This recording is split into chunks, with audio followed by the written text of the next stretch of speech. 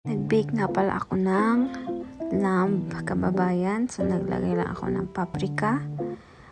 At tapos, ang garlic powder. And then, ang pepper. Tapos, kailangan i-mix-mix natin para kumalat at manuot yung flavor sa karne. Then, ilagay natin sa isang baking tray with foil para hindi dumikit yung karne sa lagayan. Tapos, syempre, nag-add na rin ako ng white onions for extra flavor at sweetness. Napakasarap niyang onion, guys.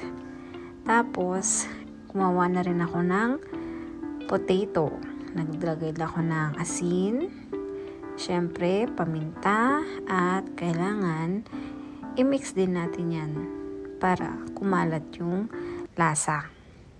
Tapos, kailangan din nating lagyan yan ng cooking oil. Kahit anong oil, guys, pwede naman. Pwede ring olive oil, mas maganda. And then, yan. Ikalat lang natin para hindi maging dry pag binake.